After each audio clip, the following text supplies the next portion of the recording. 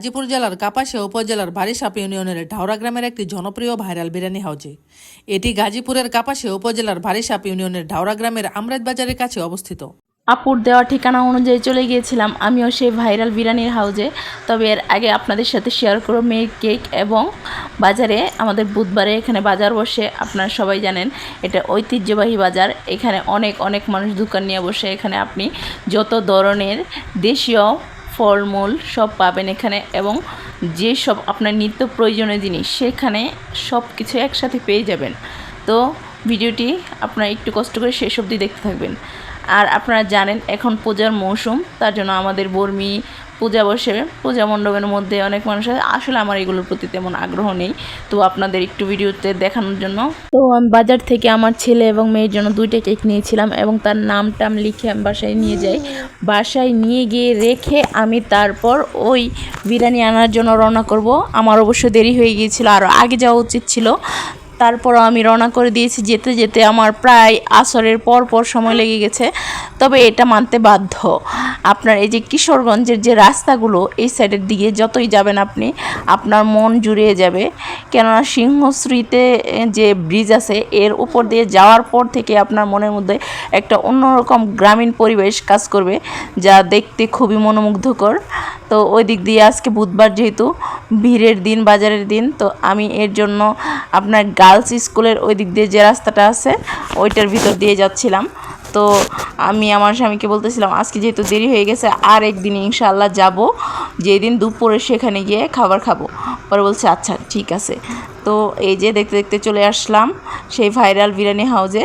তো একটু অসুবিধা হয়েছিল ফার্স্টে, কেননা প্রথমবার আসছি তো। তবে আপনারা যদি আসতে চান আমরাইত বাজারে এসে যে কাউকে জিজ্ঞেস করলেই তারা একটু বলে দিবে যে কোন দিকে পড়বে, তো আপনাদের আশা করি অসুবিধা হবে না। তবে এখানে আপনি গেলে দেখতে পাবেন বিয়ে বাড়ির মতো অবস্থা, কেননা এখানে লোকজনের সমাগমের অভাব নেই, অথচ সাইডে কোনো দোকানপাট নেই, কিছুই নেই, নীরব জায়গা। তারপর এই দোকানটার মধ্যে এত ভিড়, লোকজনের অভাব নেই, দূর দূরান্ত থেকে মানুষ চলে এসেছে খাবার খাওয়ার জন্য। আপনারা একটা তথ্য জানলে অবাক হবেন কিনা জানি না, তবে আমার খুবই অবাক লেগেছে। শরীফ বিরিয়ানি হাউস তার দোকানের নাম, আর ওই লুকটা হচ্ছে ওই যে খাবার বেড়ে দিচ্ছে যিনি, তিনিই হচ্ছেন শরীফ। আর তার যে আপনারা দেখতেছেন টাকা নিতেছে বা ক্যাশিয়ার, উনি কিন্তু আরেকজন।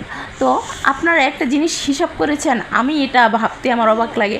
উনি কিন্তু পারতো ক্যাশিয়ারের মধ্যে বসে থেকে উনি টাকাগুলো সংগ্রহ করতে এবং লোকজনের মাধ্যমে কাজ করাইতে, কিন্তু না, উনি ওনার কাজটা খুবই স্বাচ্ছন্দ্যে করতেছে এবং হাসি মুখে তার কাজটা তিনি করে যাচ্ছে। একটা জিনিস কি, নিজে যতক্ষণ পরিশ্রম করা হয় ততক্ষণ সাফল্য আসবেই। অন্য কারো হাতে দিলে সাফল্য ব্যর্থতার আকাশে পরিণত হতে পারে। তার জন্য তার মুখে হাসি লেগেই থাকে। একটা জিনিস খেয়াল করলাম, এত কাস্টমার তিনি সামাল দিতেছেন, তবে হাসি মুখেই করতেছেন, কোনো রাগারাগি বা কোনো কিছু একদম না। সব লোকজন একাধারে কাজ করতেছে খুবই স্বাচ্ছন্দ্য অনুযায়ী, তাই হয়তো তার দোকানের এত সাফল্য। তবে আপনারা যদি যেতে চান যেতে পারেন। আমার একটা জিনিস কি, খাবার মাশাআল্লাহ একদম ঠিক আছে, খাবারের মান এটাতে কোনো কম্প্রোমাইজ উনি করেননি। আরেকটা জিনিস কি, ওনার যে আমার মনে হয় ওনার সম্পূর্ণভাবে গরুর যা কিছু আছে সব দিয়ে তারপর বিরিয়ানিটা পাক করেন, যেখানে আপনার কলিজা গিলা মানে যা এভরিথিং গরুর মধ্যে হাড় গুড় সহ তিনি বিরিয়ানির মধ্যে দিয়ে দেন। আর দ্বিতীয় কথা হচ্ছে ওনার বিরিয়ানি আর অন্য সকল বিরিয়ানির থেকে কেন ডিফারেন্ট, কেননা অন্য বিরিয়ানির মধ্যে হয়তো মাংসের পরিমাণ একটু কম থাকে, ওনারটাতে বেশি থাকে। খাবারের মান ঠিক আছে একদম, তবে যে ভাত এটার মধ্যে বেশি দেয় অনেক, সেটা কিন্তু না, এভারেজে ঠিক আছে। এই যে দেখতে দেখতে বাসায় চলে আসলাম পার্সেল নিয়ে। তবে আমি বলবো যে অন্যান্য দোকানের থেকে ওনারটা একটু ডিফারেন্ট, বা অন্য দিক থেকে ভালো বলে হয়তো সবাই ওইখানে এতটুকু দূর থেকে মানুষ খাবার খাওয়ার জন্য যায়।